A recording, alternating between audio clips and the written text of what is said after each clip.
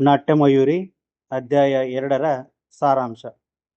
ಯುವರಾಜ ವಿಷ್ಣುವರ್ಧನನು ಕುದುರೆಯನ್ನು ಏರಿ ತನ್ನ ಬೆಂಗಾವಲಿಯವರೊಡನೆ ದ್ವಾರಸಮುದ್ರಕ್ಕೆ ಹೊರಟಾಗ ಶಿವಗಂಗೆಯ ಹೊನ್ನಮ್ಮ ದೇವಿಯ ಬಳಿ ನೆರೆದಿದ್ದ ಜನರು ಕುದುರೆ ಕಣ್ಮರೆಯಾಗುವವರೆಗೂ ನೋಡುತ್ತಲೇ ನಿಂತಿದ್ದರು.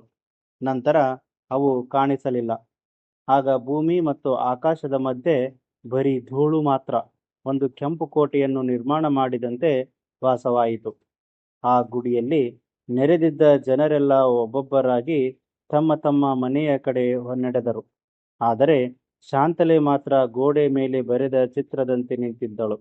ಅವಳಿಗೆ ಕುದುರೆಗಳಾಗಲಿ ಅವು ಎಬ್ಬಿಸಿದ ಧೂಳಾಗಲಿ ಕಾಣಿಸುತ್ತಿರಲಿಲ್ಲ. ಅದರ ಬದಲು ಆ ಧೂಳಿನ ಮಧ್ಯೆ ವಿರಾಜಮಾನವಾಗಿ ಬೆಳಗುತ್ತಿದ್ದ ಮಹಾಮೂರ್ತಿಯೊಂದು ಗೋಚರಿಸುತ್ತಿತ್ತು. ಅದನ್ನು ಮನಸ್ಸಿಗೆ ತೃಪ್ತಿಯಾಗುವವರೆಗೂ ನೋಡುತ್ತಿದ್ದಳು. ಆಗ ಮಾರಸಿಂಗಮಯ್ಯನವರು, ಮನೆಗೆ ಹೋಗೋಣವೇ ಅಮ್ಮಾಜಿ ಎಂದು ಕೇಳಿದಾಗ ಶಾಂತಲೆಗೆ ಎಚ್ಚರವಾಗಿ ಆಗಲಿ ಎಂದು ಹೇಳಿ ಎಲ್ಲರೂ ಅರಮನೆಯ ಕಡೆ ನಡೆದರು. ಮುಂದೆ ಮಾಚಿಕಬ್ಬೆ, ಲಕ್ಷ್ಮಿ, ಸೋಮಲೆ ಮತ್ತು ಪರಿವಾರದವರು ನಡೆಯುತ್ತಿದ್ದರೆ ಅವರ ಹಿಂದೆ ಸ್ವಲ್ಪ ದೂರದಲ್ಲಿ ಶಾಂತಲೆ, ಮಾರಸಿಂಗಮಯ್ಯನವರು ಹೆಜ್ಜೆ ಹಾಕುತ್ತಿದ್ದರು. ಎಲ್ಲರೂ 4 ಹೆಜ್ಜೆ ಇಟ್ಟಿರಲಿಲ್ಲ. ಅಷ್ಟರಲ್ಲಿ ಅರಮನೆಯ ಉಸ್ತುವಾರಿ ಬಾಚುಮಯ್ಯ, ಮಹಾಸ್ವಾಮಿಯವರಿಗೆ ಜಯವಾಗಲಿ, ಮೇನೆಗಳು ಸಿದ್ಧವಾಗಿವೆ ಎಂದು ಕೈ ಮುಗಿದುಕೊಂಡು ನಿಂತರು.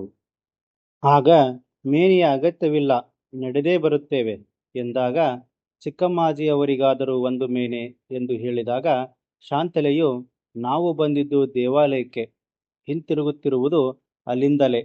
ದೇವಾಲಯಕ್ಕೆ ಬರುವಾಗ ಕೇವಲ ಭಕ್ತಿಯೊಂದು ಹೊತ್ತುಕೊಂಡು ಬರಿಗಾಲಲ್ಲಿ ನಡೆಯಬೇಕು.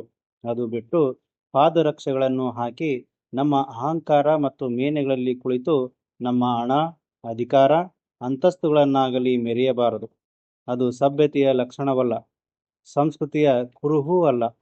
ಅದಕ್ಕಾಗಿ ಮೇನೆ ಬೇಡ ಎಂದು ಹೇಳಿ ನಿರಾಕರಿಸಿದಳು.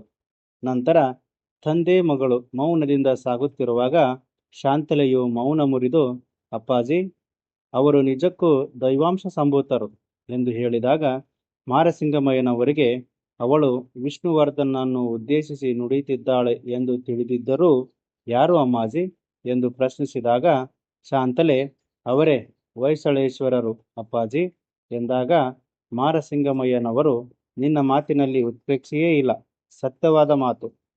ಶ್ರೀಮಾನ್ ಮಹಾವಿಷ್ಣುವೇ ವಿಷ್ಣುವರ್ಧನನಾಗಿ ಹುಟ್ಟಿದಾನೆ ಎನ್ನಬೇಕು. ಹಾಗಿದ್ದಾರೆ ನಮ್ಮ ಯುವರಾಜರು.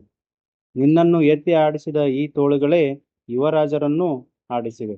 ಅವರು ಚಿಕ್ಕವರಿದ್ದಾಗ ರಾಜಕಾರಣ ಪ್ರಯುಕ್ತ ದ್ವಾರಸಮುದ್ರಕ್ಕೆ ಹೋದಾಗಲೆಲ್ಲ ಅವರನ್ನು ತುಂಬ ಹೊತ್ತಿನವರೆಗೆ ಆಡಿಸಿ ಪಾಡಿಸಿ ಬರುತ್ತಿದ್ದನು.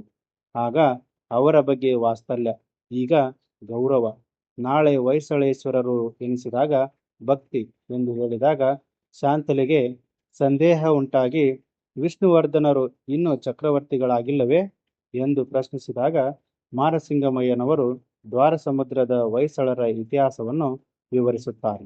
ದ್ವಾರಸಮುದ್ರದ ಪ್ರಮುಖ ರಾಜ ಹಿರಯ್ಯಂಗರು. ಇವರ ಪತ್ನಿ ಏಚಲಾದೇವಿ.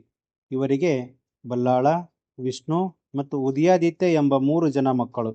ಹಿರಯ್ಯಂಗರು ತುಂಬ ಸ್ವತಂತ್ರ ಮನೋವೃತ್ತಿಯ ವ್ಯಕ್ತಿ. ಹೊಯ್ಸಳರು 1-2 ತಲೆಮಾರುಗಳಿಂದ ಕಲ್ಯಾಣಿ ಚಾಲುಕ್ಯರ ಅಧೀನರಾಗಿ ಸಾಮಂತರಾಗಿ ಆಳಿಕೊಂಡು ಬಂದಿದ್ದರು. ಇದು ಹಿರಯ್ಯಂಗರಿಗೆ ಸರಿ ಬೀಳಲಿಲ್ಲ. ತಾವು ಸ್ವತಂತ್ರರಾಗಲು ಬಯಸಿ ಚಾಲುಕ್ಯರಿಗೆ ಕಪ್ಪ ಸಲ್ಲಿಸಲಿಲ್ಲ. ಇದರಿಂದ ದಂಡೆತ್ತಿ ಬಂದ ಚಾಲುಕ್ಯರ ಸೇನೆಯನ್ನು ಸೆದೆಬಡಿದು ಸ್ವತಂತ್ರವಾದ ಹೊಯ್ಸಳ ಸಾಮ್ರಾಜ್ಯವನ್ನು ಸ್ಥಾಪಿಸಿದರು. ಆದರೆ ಹಿರಯ್ಯಂಗರು ಹೆಚ್ಚು ಕಾಲ ಬದುಕಲಿಲ್ಲ. ನಂತರ ಅವರ ಜ್ಯೇಷ್ಠ ಪುತ್ರ ಬಲ್ಲಾಳರು ಪಟ್ಟಾಧಿಕಾರಕ್ಕೆ ಬಂದರು. ಆದರೆ ಚಿಕ್ಕಂದಿನಿಂದಲೂ ಯಾವುದೋ ಒಂದು ವಿಚಿತ್ರ ರೋಗ ಇದ್ದುದರಿಂದ ಬಲ್ಲಾಳರು ಕೂಡ ಸಿಂಹಾಸನವೇರಿದ ಕೆಲವೇ ದಿನಗಳಲ್ಲಿ ತೀರಿಕೊಂಡರು. ತೆರವಾಗಿರುವ ಆ ಸ್ಥಾನವನ್ನು ಯುವರಾಜರಾದ ವಿಷ್ಣುವರ್ಧನರು ತುಂಬಬೇಕಾಗಿದೆ. ವಿಷ್ಣುವರ್ಧನರಿಗೆ ಚಿಕ್ಕಂದಿನಿಂದಲೂ ಸಾಹಿತ್ಯ, ಸಂಗೀತ, ಚಿತ್ರ ಮೊದಲಾದ ಲಲಿತ ಕಲೆಗಳಲ್ಲಿ ತುಂಬ ಆಸಕ್ತಿ. ಜೊತೆಗೆ ಯುದ್ಧ ವಿದ್ಯೆಯೂ ಅವರಿಗೆ ಸಿದ್ಧಿಸಿತು. ಈಗ 15 ದಿವಸಗಳಿಂದ ನೊಳಂಬವಾಡಿಯವರೊಡನೆ ಅಹೋರಾತ್ರಿ ನಡೆದ ಹೆಂಜೇರು ಯುದ್ಧದಲ್ಲಿ ನಮ್ಮೊಡನಿದ್ದು ಯುದ್ಧ ಮಾಡಿ ನಮಗೆಲ್ಲ ಸ್ಫೂರ್ತಿ ತುಂಬಿ ಗೆಲುವಿಗೆ ಕಾರಣರಾದರು. ಅವರ ಪರಾಕ್ರಮದಷ್ಟೇ ಔದಾರ್ಯವೂ ಹೆಸರುವಾಸಿಯಾಗಿದೆ. ಅವರ ಪರಾಕ್ರಮ ಔದಾರ್ಯಗಳಿಗೆ ಮಾರುಹೋದ ನೊಳಂಬವಾಡಿಯ ಗಂಗನೊಳಂಬರು ತಮ್ಮ ಮಗಳಾದ ರಾಜಲೆಯನ್ನು ಕೊಟ್ಟು ಬಾಂಧವ್ಯದ ಮೂಲಕ ಸ್ನೇಹವನ್ನು ಹೆಚ್ಚಿಸಿಕೊಳ್ಳಲು ಬಯಸುತ್ತಿರುವ ವಿಚಾರವನ್ನು ಡಣಾಯಕರು ತಿಳಿಸಿದಾಗ ಶಾಂತಲೆ ತುಂಬಾ ಸಂತೋಷದಿಂದ, ರಾಜಸೂತ್ರವನ್ನು ಹಿಡಿದಿರುವ ವ್ಯಕ್ತಿ ಸಾಧಾರಣನಾದರೆ ಸಾಧ್ಯವಿಲ್ಲ, ಅವನು ಸರ್ವಜ್ಞನೂ ಆಗಿರಬೇಕು, ಅಂತಹ ಯೋಗ್ಯತೆ ವಿಷ್ಣುವರ್ಧನರಿಗೆ ಇದೆ ಎಂದು ಹೇಳುತ್ತಾಳೆ. ನಂತರ ಶಾಂತಲೆ ಉದಯಾದಿತ್ಯರ ಬಗ್ಗೆ ವಿಚಾರಿಸಿದಾಗ ಅವರಿಗೆ 7-8 ವರ್ಷಗಳಾಗಿರಬೇಕು.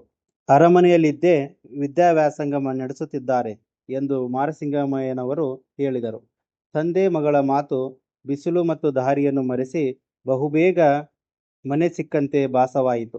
ಡಣಾಯಕರು 15 ದಿನಗಳ ಸತತ ಯುದ್ಧದಿಂದ ಆಯಾಸಗೊಂಡಿದ್ದರಿಂದ ವಿಶ್ರಾಂತಿಗೆ ತೆರಳಿದರು.